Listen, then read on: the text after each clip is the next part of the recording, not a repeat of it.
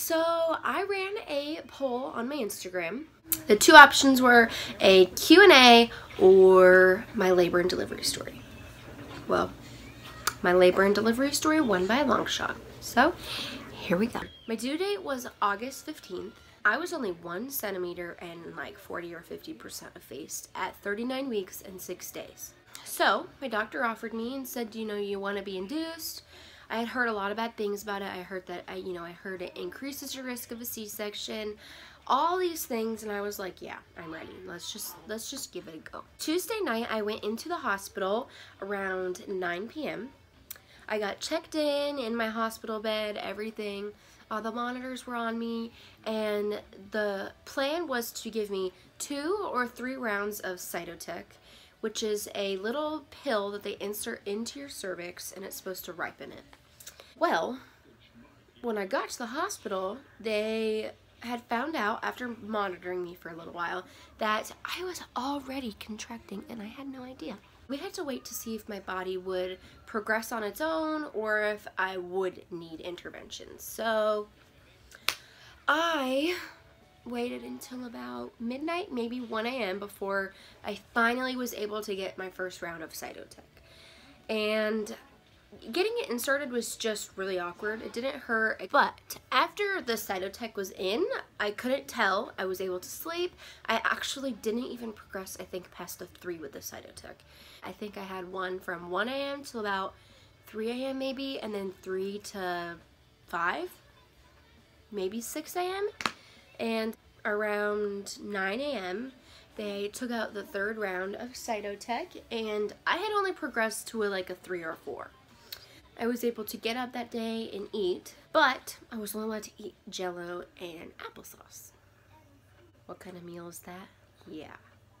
Anyways, so around 11 a.m. I got administered Pitocin. I think they started me out really low, but I can't remember. I just progressed really normal, I think I would say. I went from about a 3 or 4 to about a 7 in 4 hours, which seems so slow to me because a lot of women go from like a 7 to a 10 in like 10 minutes. So I opted to get my water broken by my doctor at around 3 p.m. on Wednesday, which was my due date.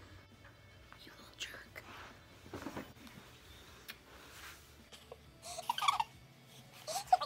So from the beginning of my pregnancy, I was pretty set on having a natural labor with no pain medication, and well, you see, I couldn't do it. So I asked if I could get an epidural around 5, maybe 6 p.m.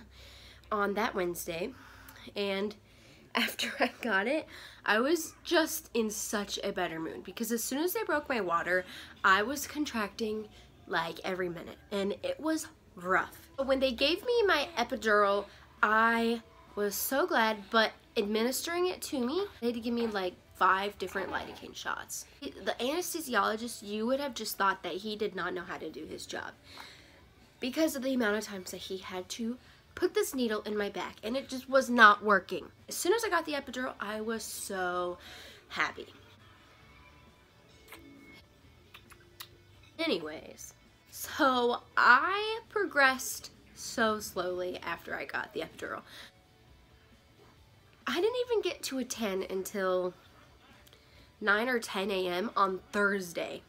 So I was in labor for about 40 hours before I even got to a 10, which is insane. I was warned that that could happen, and I knew the risks and I knew what could happen. It was what it was. Around 10 a.m. I was finally at a 10, and my doctor came in and said, you know, we're gonna let him descend into your pelvis more. Yeah. So that when you do come to pushing, it'll be just a little easier. Even with the epidural, I was feeling so much pressure. I could feel his head in my pelvis. I could feel it. Now, around 11:30 noon, I was allowed to start pushing, and I was working with a doula who was also a labor and delivery nurse. Well, This doula, she was so sweet. She was like, you know, encouraging me and pushing me to my limits, which is a good thing for me. I pushed every single contraction for 4.5 hours. 4.5 hours.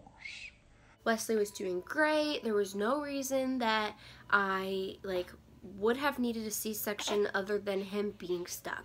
Instead of being face down, he was face up, so his body couldn't make that the correct transition. And my doctor tried turning him. Every time she would flip him, he would flip right back. He just wasn't coming. He was stuck in my pelvis, and that's when they told me around 5 o'clock that I would need a C-section, which was horrifying.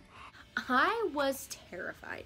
I did not want a C-section. I tried everything I could to get out of having a C-section. I pushed and pushed and pushed and pushed with all of my freaking might. I just didn't have anything left in me. So around 5 p.m. I went in for my C-section. I was horrified, and I could only choose one person to be in the room, and obviously I chose Wesley's dad, Parker. There was just a lot going on. I remember vividly saying that when they started cutting me open, the smell of the burning, saying that it smelled like ramen noodles. I can't eat ramen noodles anymore. So I asked multiple times if I could be put under for my C-section because I was in so much pain. Like, I could feel all the tugging. I could feel it. And although I couldn't feel them cutting me open, I could feel everything else. And I was in an excruciating amount of pain. So they said they could not put me under because with him being connected to my placenta, still, if I were to stop breathing, oxygen would be cut off to him, and he would not have any oxygen. So once they got him out, they put me under right away. I don't remember hearing him cry. I remember saying, "Why isn't he crying?" Because he came out, and you know, sometimes they just have a little bit of mucus in them. Then they put me under, and I was under for about an hour before I actually went into my recovery room. He was born at 6:01 p.m. Around 7 o'clock p.m. I was able to go to my recovery room, and I had to stay in this post-op room for 2 hours so they could monitor me before I could go to my recovery room. I just remember the first time I held him, I just remember crying, profusely, just crying. I felt so defeated. I felt like this, how did this human come out of my body? I just don't understand. He's just so stinking cute. When I was in my post-op room, they had this belly band that they gave me to keep everything kind of in place because it hurt. I can't say for which is worse because I never had a vaginal delivery, so I can't say which one hurts worse, which one hurts more. I can tell you that the toll it takes on your body from pushing for as long as I did is tough. It is hard.